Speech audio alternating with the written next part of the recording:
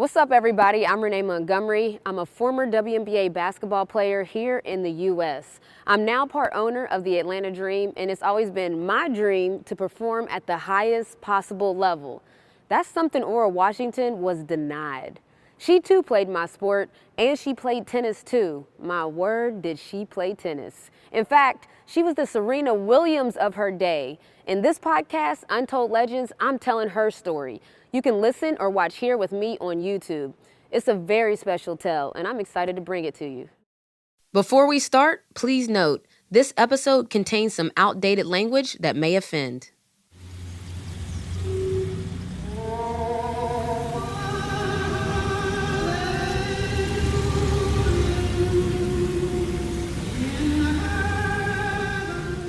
Germantown, Philadelphia, a Sunday morning in the 1930s, and that means church time.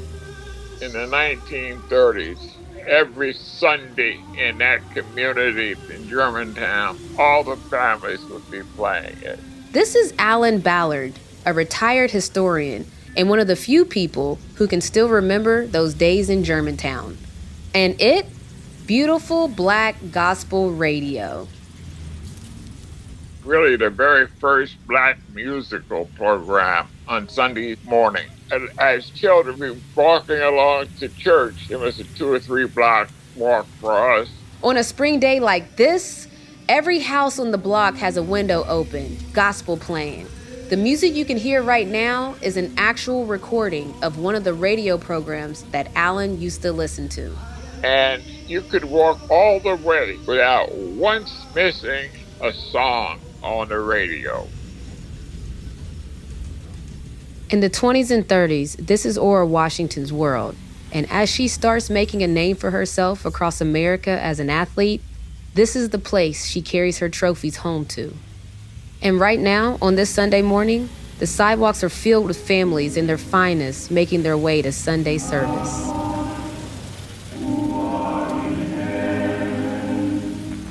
That's how that was. That's how religious a community it was. The vitality of that community. Yes, sir. We don't know how much of a churchgoer Ora was, but we do know she was a big part of the Germantown black community, beloved, and by now also a local sporting hero, often written up in the black press for her achievements. And on Sunday, she'd have heard the music and preachers on the radio coming from every window on every block.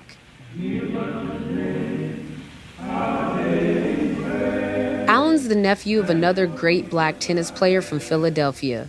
A close friend of Ora's called Lula or Lulu Ballard, Ora's doubles partner, and sometimes her tennis rival.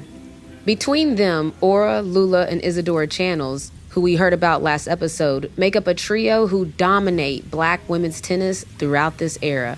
And off the court, Ora and Lula Ballard used to gather at the Ballard family home in Germantown. I remember Ora Washington being in my grandma's house in Germantown in 1935. So that was 6 or 7. She was a legend, actually. Yeah. They were looked upon with esteem in the community.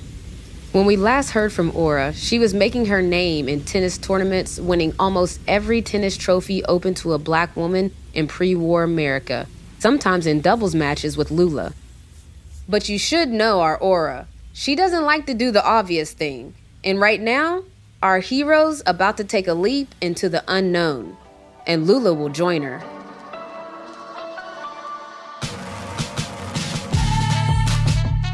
From BBC Sounds and the BBC World Service, this is Untold Legends, Ora. I'm Renee Montgomery, former pro basketball player, now co-owner of the Atlanta Dream women's basketball team. Episode 4, Queen of Two Courts. My best bet is that they met at the YWCA, the colored YWCA. They being Ora and Lula. This would be the early 20s, and that's the same YWCA where Ora learns her killer tennis serve. So that's where Aunt Lula went. That's where she did her tennis. And since Ora Washington was in Germantown around at that time, so that's where they probably came together. But the Y, or YW, doesn't just offer tennis to its members. It also encourages women to take up a whole range of other sports, including my own, basketball. And it's all part of a package the Y offers young women like Aura and Lula. Join us and learn skills you wouldn't easily find back home in the South. And we also know that at some point in the 1920s, the Y starts pushing basketball hard. For example, Philadelphia Tribune, September 19th, 1929. Well, folks, I'm back again. I've got lots to tell you. One of the Y star female basketball players, Inez Patterson, has a weekly column in the Philadelphia Tribune, the city's leading Black newspaper. And she uses it as a shameless recruitment tool to encourage more women to take up sports at the Y. Basketball above all. And you know what? I love her writing. It feels more like a voice note from an old friend than a newspaper column in the 20s. Girls, the YW offers you this opportunity to learn and play basketball. Come down and sign up with me, Inez Patterson. Here's a big opportunity to do something, girls. So maybe it's this kind of newspaper promotion that first gets Aura dribbling, shooting, running, passing, jumping. Or perhaps Lula, who also played both sports, challenges Aura to shoot hoops as a break from their tennis drills at the Y. However it happened, around the time of Aura's first tennis breakthrough in 1925, her name also begins appearing on lists of Black women's basketball teams as well. Miss Washington leads attack. Baltimore Afro-American, January 30th, 1926. Newspaper reports made the connection with her tennis stardom. Miss Washington showed her tennis talent in the third session when the bronze flash of the outdoor courts shot a double-decker from the middle of the floor. The bronze flash of the outdoor courts. They're describing Aura. The outdoor courts are the ones for tennis, and she was called much worse, as we'll hear later. Maybe we need a little historical context to understand the full challenge Aura faces here. I think we can put the start of basketball in the late 19th century with other sports as well. Rita Liberti of California State University, sport historian. And late 19th century, we're talking around a decade before Aura's birth, 20 to 30 years before even white women got the right to vote in the U.S. Women are at the margins of sport throughout the 19th century. But definitely, I think in this moment is when we see the beginnings of at least women's sport in the United States. There may have been female cyclists in the 1890s. There would have been female tennis players, but that, again, would have been very, very minimal. This is that porcelain doll theory of women's sports again. Women competing and winning, even against each other, is just too much of a risk to American manhood. But in the early 1900s, things begin to shift a little. Women are pushing for political and economic rights, claiming the public space, loosening their corsets, and demanding reforms. And the right to exercise, to play sport, is a part of that struggle. A sport like basketball, which just demands a kind of physicality that's just really intense. It had an association with manhood and masculinity that a sport like tennis, for example, which of course still requires a lot of physicality, but wasn't necessarily seen the same. And so I think those sports quickly become gendered in that way, being seen as either more or less appropriate for men and women. So, basketball, appropriate for men, associated with manliness and masculinity, not a safe sport for ladies. Tennis, appropriate for both men and women, but high class, refined, elegant, the kind of gentleman's game you play in spotless white clothes. And some people already saw basketball as a Black sport. Listen to how Alan Ballard, Lula's nephew, remembers those days. Basketball, we had already made into our sport. There were Black basketball players who came out and whipped the first white basketball team right around the 1940s. As a young boy growing up in Philly, Alan saw tennis very differently. It was a sissy sport. You couldn't have gotten me into a tennis shorts, no. If some people thought basketball was a man's sport, too physically dangerous for us women, that was reflected in other attitudes to how we played the game, including the clothes we were allowed to wear on the court. Historian Rita Liberti has looked at this in detail, studying how women's basketball uniforms evolved during Aura's lifetime and what this says about the world she was entering as an athlete. It's an interesting time because the ground underneath female athleticism is shifting so quickly in this moment. Now, of course, throughout my career, I've seen some trends come and go in what we wear on the court, but it's broadly set. Shorts, sleeveless t-shirt, basically the same as what men would wear. A lot of it is set by the WNBA rules, but in the early 20th century, things changed a whole lot more. From 1900 to really 1925 or 1930, there is a tremendous change. And again, it does reinforce what's going on more broadly with women in society, women in the public sphere. The Victorian dress, the long crinoline dresses, what we would think about as hoop skirts, the sort of hourglass figures with the corsets at the turn of the 20th century. So that very literally tight and restrictive and oppressive wear was very much a part of late 19th century society, of course, for really all communities. If you look at the very earliest picture of female basketball teams, they really are wearing corsets and hoop skirts. Pretty much everything to make running, jumping, passing impossible. Imagine dressing as Queen Victoria and going for an alley-oop. We've got footage of a 1904 game of girls playing basketball in the state of Missouri in the United States. And they are playing in long dresses and they're clearly corseted. So the waists are very, very thin, an 18-inch waist. I mean, even to try playing like that, you have to respect that kind of devotion to the game. But then things do start to change. And then as the early 20th century emerges, again, changes are occurring in terms of women's place in society. Women are beginning to occupy more spaces in the world. We begin to see by 1906, 1907, 1910, the change to bloomers. The bloomers are kind of shorts to the knee, but so baggy, they almost look like skirts as well. Definitely an improvement. You can move, but that's a lot of material to be doing exercise in. And they were woolen. Sometimes they were heavy. I mean, it's not like they suddenly went from, these corseted, very heavily crinolined wear to lightweight lycra. I mean, no, that wasn't the case at all. And of course, you can't show any skin. So below the knee, the players are in thick wool socks or stockings. This is going to be a workout. But still, to them, it must have been revolutionary to go from an ankle-length dress to a below-the-knee pant. A lot of photographs from this time are of white women's teams, but not all. I've got photos of Shaw University, a historically Black college, and they are playing in the long bloomers, cut just below the knee. Looking back, it looks heavy and cumbersome. But to these women, it must have been really quite refreshing and literally revealing. But the bloomer phase didn't last long either. It's really not until the 1920s, the later 1920s, that we begin to see outfits that look more like today. Shorts, singlet tops, the sleeveless tops. And surprisingly, some of the new uniforms are more revealing than what we wear now. Scandalous by the standards of the day.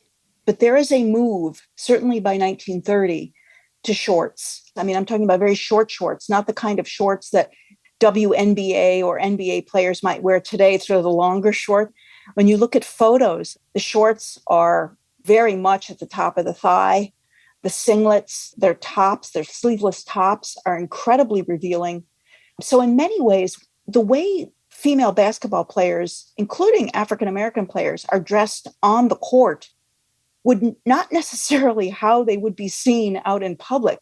But at least in these new clothes, you can play. This is the kind of uniform we see Ora wearing in the earliest photos. So in some ways, I think Ora Washington and the other players, the uniforms they wore in basketball kind of were at the cutting edge of dress reform. And they pushed people to think about the kinds of lives and activities women could engage in. Another way that women's basketball was restricted was in the rules. The first women's basketball teams at white colleges in New England used special rules to cool the game down and make sure it didn't get too exciting for our delicate female bodies. Or, as the rules put it at the time, To protect a woman from losing the grace and dignity and self-respect we would all have her foster. When Black women start forming their own teams just a few years later, they mostly ignore these special rules.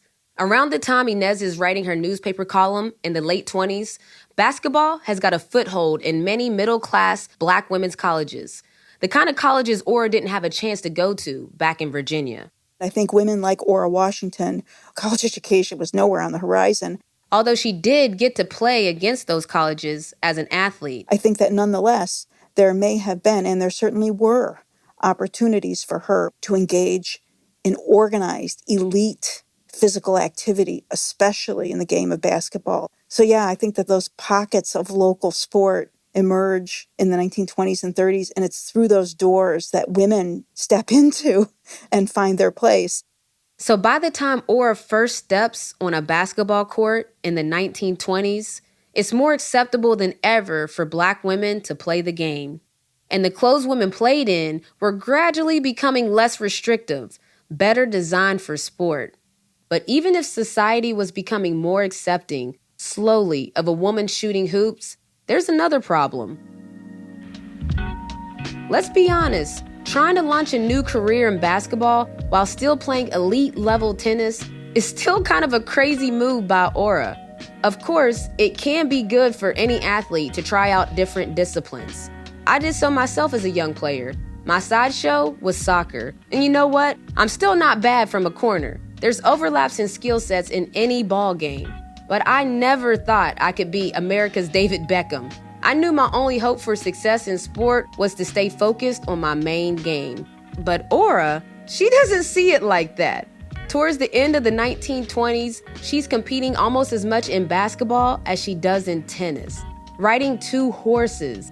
Ora is right at the height of her tennis game, picking up multiple trophies across the country and building a reputation as the best Black female tennis player in the U.S.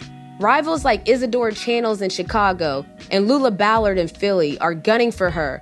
They want their crowns back.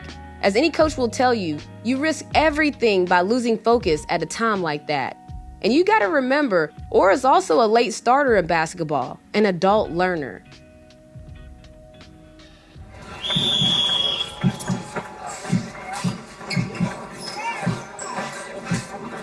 One of the first teams Ora plays for is the Germantown YWCA Hornets, a so-called Black Fives team, or Black Quints. Black because these teams were only for Black players.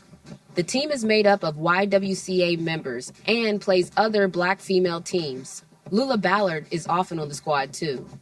They make steady but slow progress, building a reputation. And by April 9th, 1931, Ora and the Hornets eventually make it to the finals of the National Girls Basketball title game. Their opponents, the Rankin Femmes, a powerful team from Rankin, near Pittsburgh. They're led by the formidable Will Pruitt, described in match reports as a stockily built lassie with the eye of an eagle. It's standing room only on this night, and the Rankin Femmes have an advantage. The game takes place on their home court in Rankin. The title rests on this final match, and a reporter from the Pittsburgh Courier is there on the court. The game was a thriller from start to finish, with both teams putting in a fine exhibition of basketball as girls should play it. The Rankin Community Quint, featuring a smooth-working 5-cylinder attack, making the game hard for the visitors. At halftime, it's tied at 10-10. Everything still to play for. The triumph of the Hornets, however, can almost completely be summed up by two words: Ora Washington. Ora swerves, cuts, passes, and shoots 3 times. I can see her now. Just the kind of player I love to have on my own team. This flashy, aggressive girl center was all over the floor, making the telltale field goals which decided the contest. Damn, Ora! I've watched this happen myself. When a good player suddenly finds their groove and puts it all together to become a great player. That's what we call scary hours. When a great player knows they're great, so you can't rush them. They create the situations that they want to happen all game long. And with 3 minutes to go, Aura scores again, twice. Yes, girl. Germantown White Girls defeat Rankin. Hornets win 22-19. You're killing it, Aura. Miss Aura Washington, captain and star center of the Germantown Hornets, defeated the classy Rankin Girls 5. She was the nucleus of that team. Thomas Jabel is professor emeritus at William Patterson University and an expert on race and sport in America. Another of our Aura Washington archaeologists. And no one knows more about how the game was played in those days. When Aura started to play, the game was much slower. It was a lot of defense. Not that they don't play defense today, but the scores were very low. And that's because the game was evolving and the women were learning to pick up the game. And the more they played, the better they got. Thomas is right. You can't compare the game then and now. Today, when my team, the Atlanta Dream, play, we expect both teams in a match to score in the 50s, 60s, 70s, even over 100 points. Techniques and strategies in the modern game just favor the attacking team scoring more often, more easily. In Aura's time, a final score could be half of that, or less. Another difference, unlike basketball today, in Aura's day, the system for ranking different teams against each other was a bit more chaotic. So, it's not always simple to say which team is the best at the end of the season. At that time, there are different championship titles, like the final against the Rankin Femmes, but it's not always clear how those different titles compare. Sometimes the best team emerges by agreement from the fans, the media, and the players. Often, teams just organize their own matches between each other. That's a big contrast from the organized world of the ATA and black tennis where Aura comes from, with a single set of trophies each year. It's a big contrast with how basketball is run today.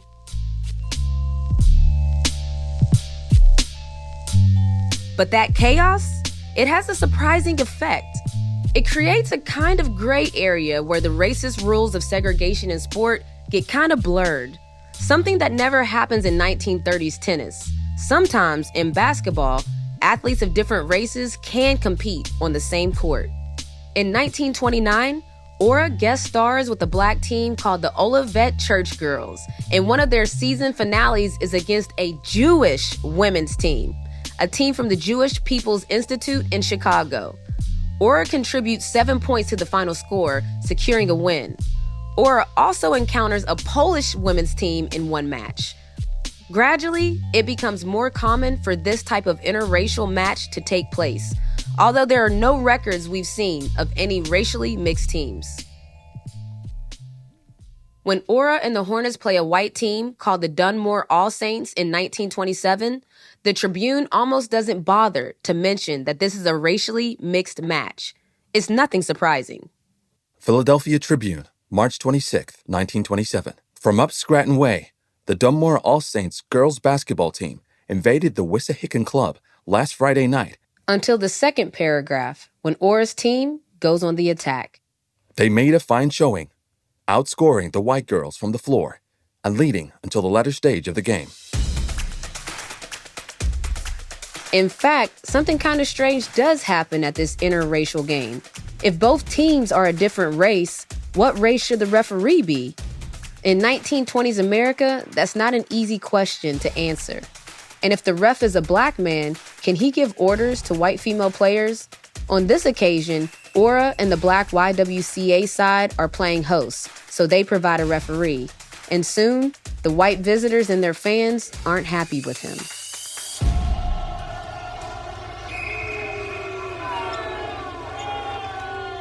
Early in the second half, the visitors began to protest decisions of the referee. He was replaced by one of the white men who had accompanied the Scranton girls. With the white male referee selected from their own fan base, the Dunmore All Saints suddenly start doing much better. Funny how that happens. His entry ushered in a Saints rally, and Miss Conroy of the visitors scoring 3 field goals and 2 fouls. With their chosen referee, the white team goes on to win the match. Another one of those times where I wish we could ask Aura what she thought of the evening. For the locals, Miss Washington at center and Miss Laws at Ford were the shining stars. The aggressive work of the former was the center from which the Y Girls attack was launched.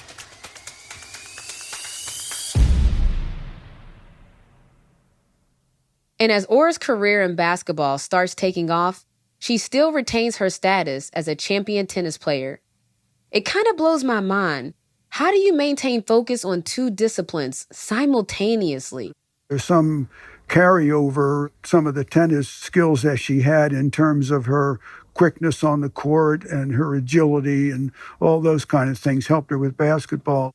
Okay, but they're not exactly the same skill set.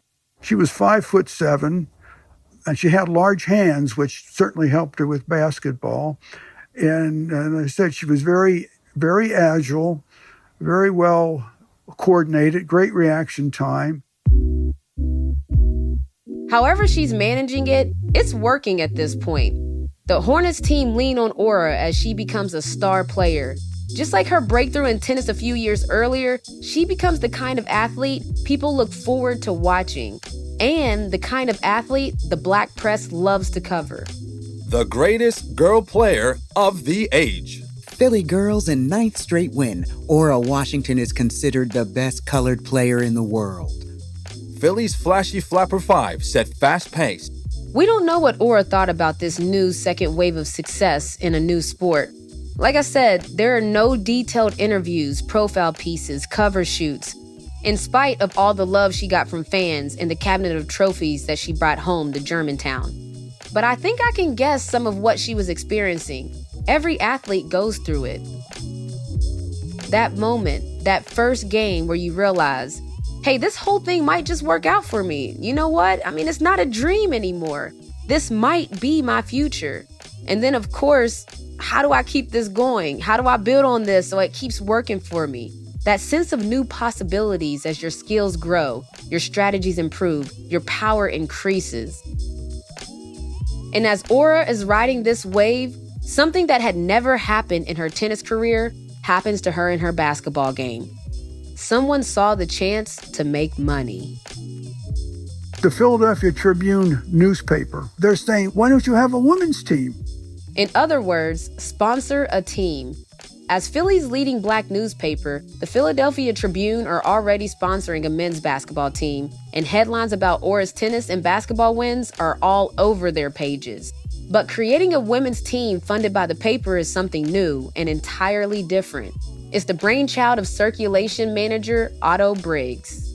And Otto Briggs thought that was a good idea because he wanted to sell newspapers, and what better way to increase circulation than his men's team had Tribunes on their jerseys, and every time they played, people would see the name Tribunes. I call it dynamic advertising, advertising in motion. And that's how the Tribunes get started. The Tribunes, or the Tribs, that's the new team's name. Recruited from across Philly's finest black female teams, but particularly the pool of players centered around the YWCA. Players like Inez Patterson, the athlete with the newspaper column, Lula Ballard, and Ora. After a year, Ora is approached to become the Trib's captain. For the first time, she'll be paid. Not much, but so far, both her sporting careers have been strictly amateur. She's now proven herself in this new arena.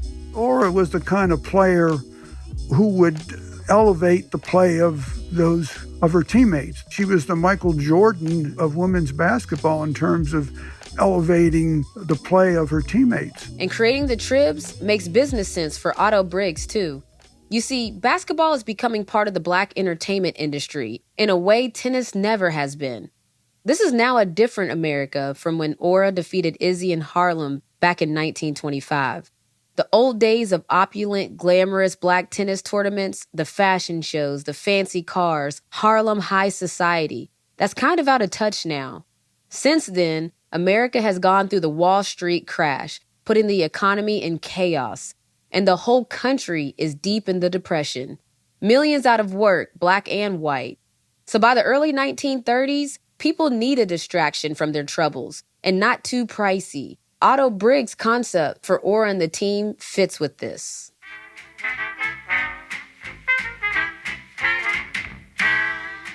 You see, with Briggs, you don't just go to see a great basketball game on an evening out. If you book a ticket to see Aura and the Tribs, you're going to get a whole evening's entertainment. Philadelphia Tribune, October 29th, 1936. Basketball game, show, dance. Music by the Royal Flashes Orchestra. Or maybe you've got free time on a Thursday night. Don't miss seeing Ora Washington and Inez Patterson in action, two of the greatest girl players in the world. They make you forget the depression. Other teams at the time played in double headers with the great jazz stars of the day, people like Ella Fitzgerald and Duke Ellington. Music, Jennings Orchestra, Philadelphia's latest sensation, considered the peppiest orchestra this side of Hades. Admission 25 cents. I see that close connection between basketball and music and showbiz even today. How many other sports play music throughout the game, have the crowd on their feet dancing? And what other sport has such a close connection to Black music? At the Atlanta Dream, we've done collaborations with local hip-hop artists, and that's not unusual. This right here is the origin of all of that, and Aura is one of the star attractions. But this is not all Briggs' idea. There's another key character in this part of Aura's story. As so often in sports, talent and hard work alone aren't enough. You also need someone on your side who understands the dynamics of a team, the strengths and weaknesses of each individual player, a person with the power to make or break a talented athlete. Enter Coach Joe Rainey. He was really a political activist as well as an athletic coach. Joe Rainey comes from a heritage, where integration, equality, these things are very, very important, very dear to him. That's next time on Untold Legends, Aura. From BBC Sounds and the BBC World Service, this is episode 4 of 7 of Untold Legends, Aura. Untold Legends is a Stance Studios production for BBC Sounds and the BBC World Service, and I'm your host, Renee Montgomery. Our cast were Cameron Williams, Joy Vandervoort Cobb, Allison Brown, and Alex James. Thank you to Charles Albert Tinley and Document Records for providing the music. What Are They Doing in Heaven Today? And The Lord's Prayer, performed by the Southerners. Before you go, I want you to be a part of our Aura squad. We're searching for even more information about Aura. Maybe you know somebody who met Aura, or maybe you know something, anything, that would help us further piece together her life story. Tell us. You can get in touch by visiting bbcworldservice.com/untoldlegends.